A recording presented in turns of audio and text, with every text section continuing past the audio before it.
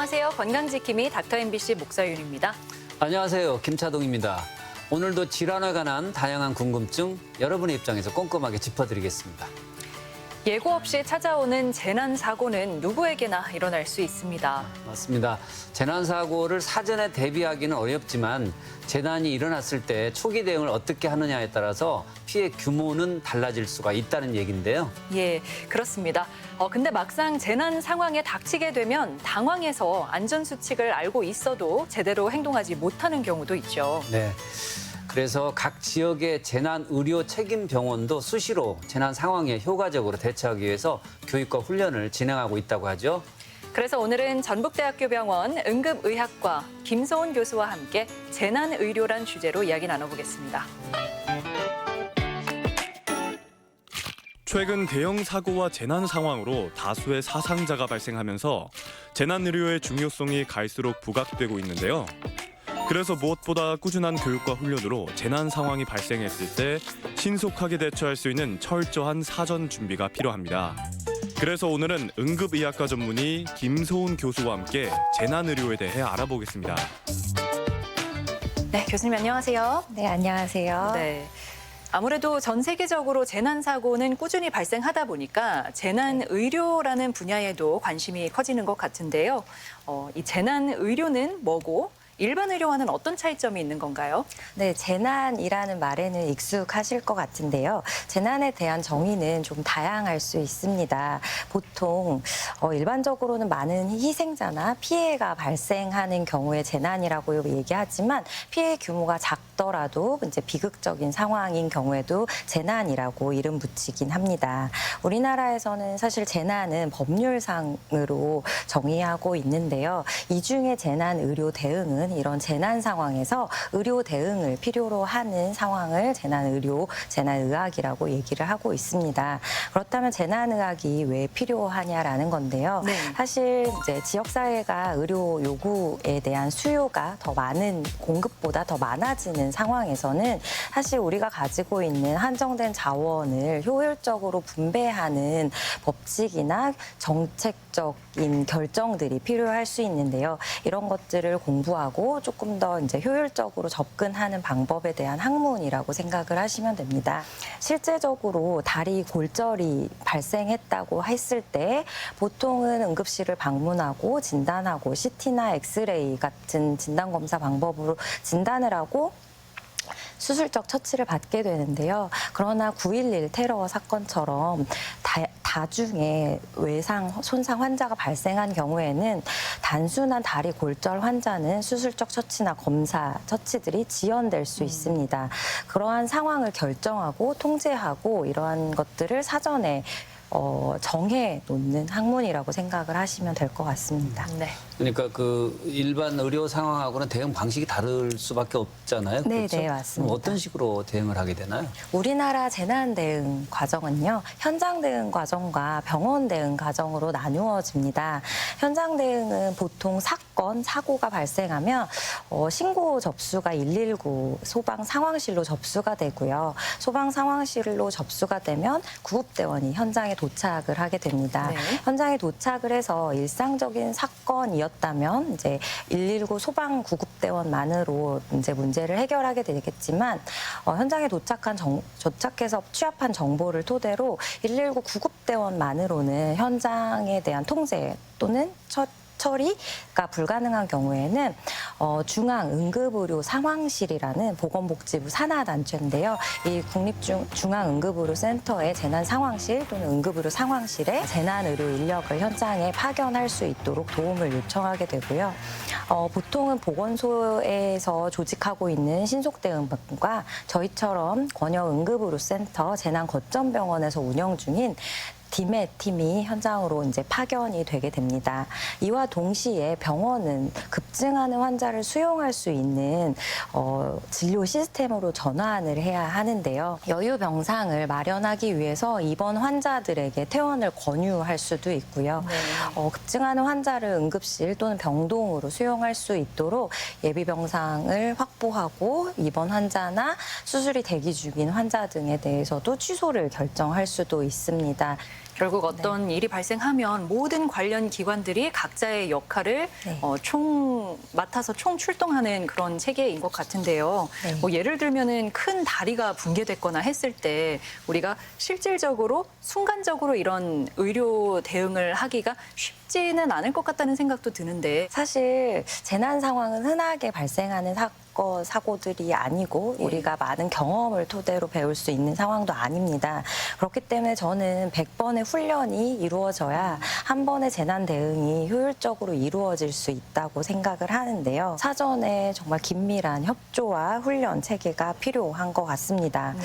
네, 훈련을 통해서 다양한 시나리오를 경험해야 되고요. 사실 재난 상황은 여러 가지이고 같은 재난이 반복적으로 일어나지도 않기 때문에 다양한 시나리오를 토대로 훈련을 해보고 경험을 해보는 게 중요한 것 같습니다. 실제로 이제 재난 사고는 대처가 굉장히 중요하다 이렇게 지적을 하셨고 그래서 훈련과 교육이 필수 조건이다 하셨잖아요. 어떤 과정으로 진행이 될까요? 교육과 훈련은? 네. 교육과 훈련은 보통 이제 일상적인 이제 강의식 교육만 하다 보면 사실 실제 재난 상황 노출됐을 때 직접 행동으로 변화될 수가 없는 것 같습니다. 네. 그래서 강의 위주의 교육보다는 저희는 실제로 재난 상황을 만들고 그 어떤 시나리오 없이 참여한 관계기관들이 정말로 협력을 해서 현장 상황을 해결하고 이걸 토대로 이제 문제점을 도출하는 방식으로 훈련을 하고 있습니다. 실제로 그 전라북도에서 이렇게 네. 재난 대응이 이루어진 사례가 있습니까? 네, 현장에 의료진들이 파견되는 건 현장에 다수 사상자가 10명 이상 발생했고 그 이상 발생할 가능성이 있을 때 파견을 결정할 수 있거든요. 지난 2018년 군산 장미동 유흥주점의 화재 사건 때도 재난 대응이 이루어졌었고요. 전주 모텔 화재 사건도 2018년도에 있었습니다. 또 2020년도 남원 3회 터널에 질산 탱크롤이 트럭의 전복 사고가 발생했을 때도 이런 디메팀과 신속대응반 팀이 현장에 출동해서 재난응급의료, 재난의료를 담당을 했습니다. 예. 이제 올해 8월에 전라북도 지역에서 개최될 잼버리 대회에서도 재난이 발생하지는 않았지만 재난 발생, 그러니까 다수 밀집 상황이 예견되는 개막식이나 폐막식, K-팝 공연 등에 있어서는 부안시 보건소에서 운영하는 신속대응반과 전북대병원 디메팀 그리고 전북대병원 디메팀 119 소방 등이 현장에 출동해서 이제 재난의료 대응을 준비하려고 전라북도청과 계획을 하고 있습니다. 네.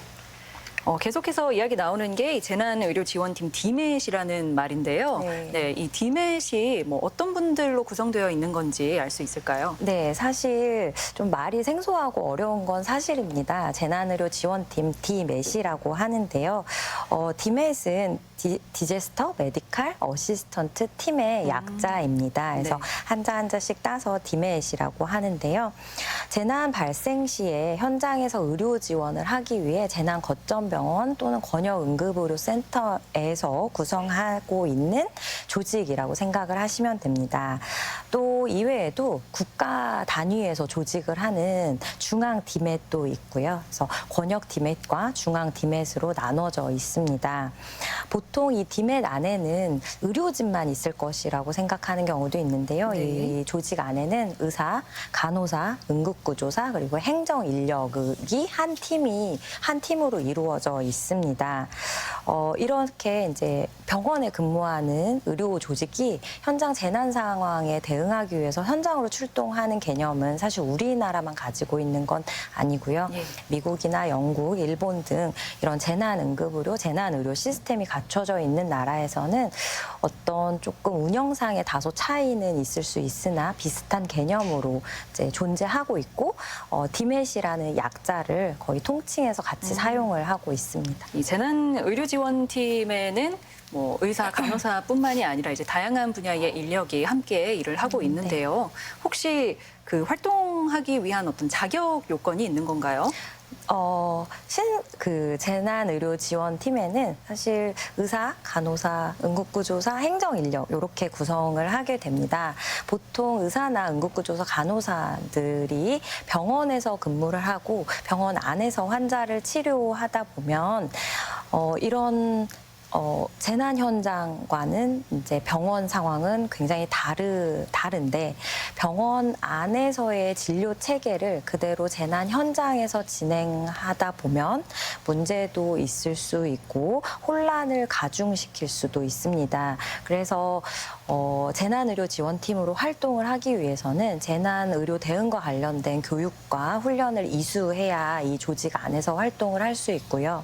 일반적인 의료진의 경우에도 어떤 의협심만 가지고 현장에 의료 대응을 하다 보면 사실 재난의료지원팀만 현장에 파견되는 건 아니거든요. 신속대응반이나 119 소방 그리고 경찰이나 군 인력까지 함께 한데 모여서 재난 상황을 대응하기 때문에 이런 교육이나 훈련을 받지 않은 의료 인력이 현장에 파견되어 의협심만 가지고 활동을 하다 보면 오히려 현장의 혼란이나 혼선을 가중시킬 수도 있습니다. 그래서 재난의료지원팀으로 활동하기 위해서는 교육과 훈련을 반복적으로 받아야 하고요. 매년 이런 교육과 훈련에 대해서는 중앙에서 보건복지부에서 관리하고 있습니다. 네. 그렇다면 실제로 재난 현장에서는 어떤 의료 활동들이 펼쳐지는 건가요? 재난의료 지휘체계 이제 통수권자인 보건소장님 아래에서 현장 응급의료소를 설치를 하게 됩니다. 현장 응급의료소를 설치하고 보건소의 신속대응반, 119 구급대, 번영응급의료센터의 팀이 이제 힘을 합쳐서 현장 응급의료소라는 텐트 또는 공간 안에서 이제 현장 응급으로 대응을 하게 되는데요. 사실 재난 현장을 TV로 보셨을 때 보통 텐트를 많이 치고 현장 활동을 하는 걸 보신 경험이 있을 것 같습니다. 네. 그러나 현실적으로는 기존의 건물을 이런 현장 응급의료소로 이제 설정을 하고 이 기존 건물 안에서 재난의료 대응을 할 것을 권고하고 있습니다. 그러나 여의치 않을 경우에는 텐트를 설치하도록 하고 있고 텐트 설치도 이제 어려울 경우에는 노상에서 이제 현장 응급의료를 시행하라고 되어 있는데요. 사실 저희 같은 의료진들이 현장에 출동해서 이런 텐트를 순식간에 쳐내기는 쉽지 않은 것 같습니다. 그래서 저희도 텐트를 치는 연습이나 훈련 등도 하고 있습니다. 그런 것까지 신경을 쓰셔야 하는군요. 네. 전문의이시고 이제 대학 교수이시니까요. 네. 재난의료지원팀의 가장 중요한 역할은 뭐라고 생각하세요? 재난의료지원팀이 현장으로 파견이 됐을 때 일반적으로 생각하실 때는 현장에 재난 환자들을 처치하는 것 그리고 응급처치를 진행해야 하는 것 이런 것들이 우선이라고 생각하는데요. 사실 재난의료지원팀이 현장으로 파견되는 가장 중요한 이유는 현장의 다수사상자 환자들에 대한 중증도 분류를 시행하기 위함입니다. 그래서 저는 현장에 파견된 재난의료지원팀의 가장 중요한 역할은 현장의 다수사상자의 중증도 분류라고 생각을 합니다. 네. 그러면 방금 말씀하신 중증도 분류는 어떻게 이루어지나요? 중증도 분류란 급증하는 수요에 대해서 자원이 한계가 있을 때 이 자원을 효율적으로 사용하기 위해 고안해낸 체계라고 알고 계시면 될 것 같습니다. 이런 중증도 분류라는 건 예전부터 나폴레옹 전쟁 때 처음 이제 개발이 됐었는데요. 자원이 한정적인 이런 전쟁 같은 상황에서 우리가 가진 의료 자원을 조금 더 효율적으로 사용을 하기 위한 분류 체계라고 생각을 합니다. 그래서 개별 환자에게 집중하기보다는 다수의 사상자를 그룹화해서 그룹화된 이제 이 다수 사상자의 의료 자원을 배분하는 순서를 결정하는 것이라고 생각을 하시면 되는데요.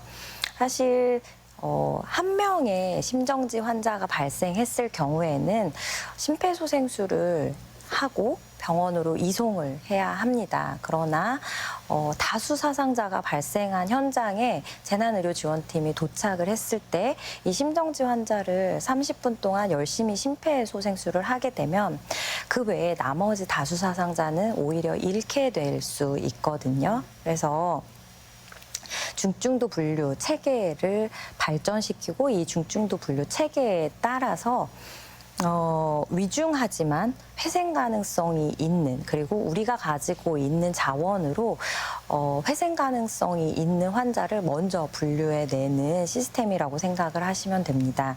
그래서 위중하지만 우리가 가진 자원으로 살릴 수 있다라고 판단하는 긴급 환자, 적색 환자이고요. 응급은 노란색으로 표시를 하게 되고 비응급은 녹색으로 표시를 하고, 사망했거나 또는 실질적으로 사망하진 않았지만 우리가 가지고 있는 현재의 자원만 가지고는 사망이 예견되는 경우에도 사망 또는 블랙으로 이제 분류를 하게 됩니다. 그래서 이렇게 분류된 이제 환자들에 대해서 의료 자원을 분배하게 되는데, 가장 먼저 긴급 환자, 그리고 응급 환자, 비응급 환자, 지원 환자 순으로 배분을 하게 됩니다. 이러한 중증도 분류 체계는 사실 의료진이 현장에 도착했을 때 굉장히 극심한 스트레스 상황일 수 있거든요. 이러한 스트레스 상황에서 감정적이거나 또는 어떤 방해되는 이런 것들을 전부 다 배제시키고 철저히 환자의 상태를 기반으로 해서 우리가 가진 자원을 가지고 분류하도록 발전하고 있습니다. 또한 현장의 판단이 매우 중요하기 때문에 가장 경험이 많은 의료진이나 또는 재난 상황에 대한 권위가 있는 이제 의료진에게 이런 중증도 분류를 선임해서 시행을 할 것을 이제 정하고 있습니다. 그러니까 요즘 이제 응급처치에 대한 관심이 많아지면서 심폐소생술 같은 걸 많은 관심을 갖고 있는데, 재난사고 현장에서는 오히려 뭐 좋지 않은 영향을 줄 수도 있다, 그렇게 지적할 수 있겠네요. 네, 좀 전에 말씀드렸다시피 한 명의 심정지 환자가 있을 때는 현장에서 심폐소생술을 하고 병원으로 이송하는 것이 맞습니다.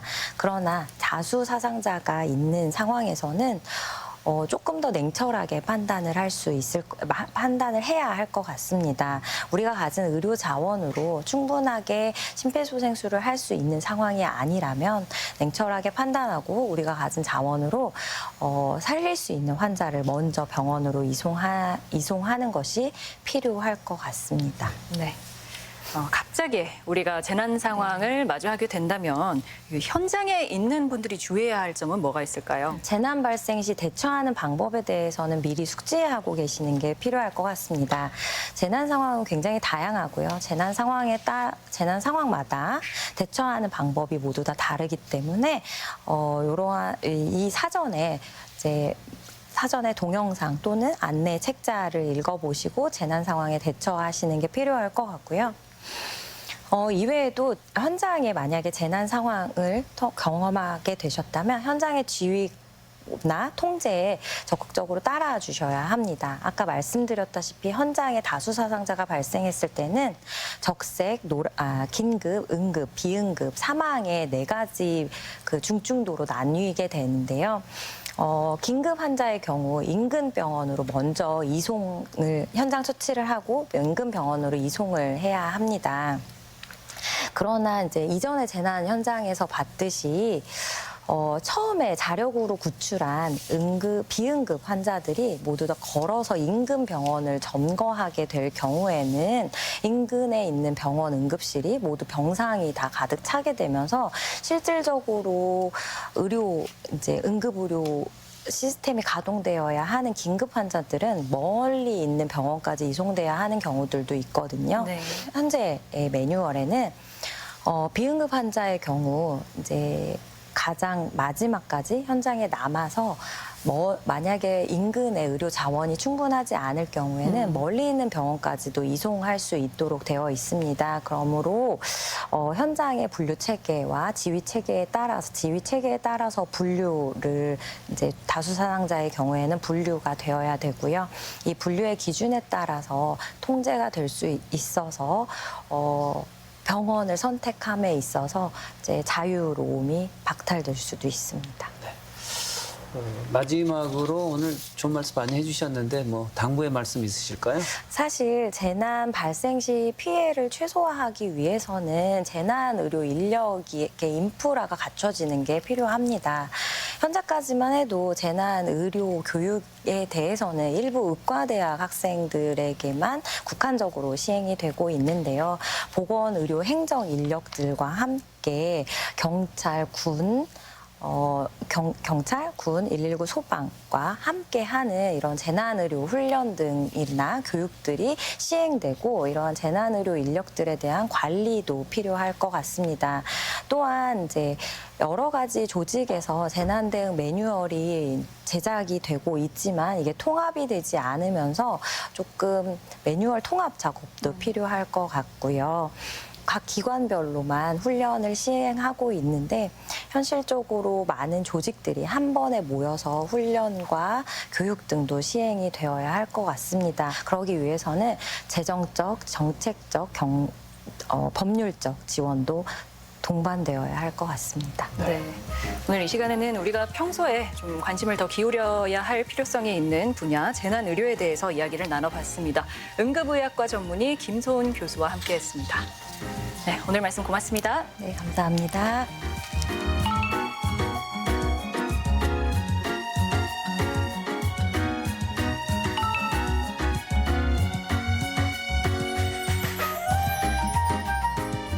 눈은 다른 신체 기관보다 노화가 빨리 진행됩니다. 나이가 들수록 시야가 흐려 보이거나 눈물이 고이는 증상이 나타나 일상생활이 불편할 때가 있는데요. 네.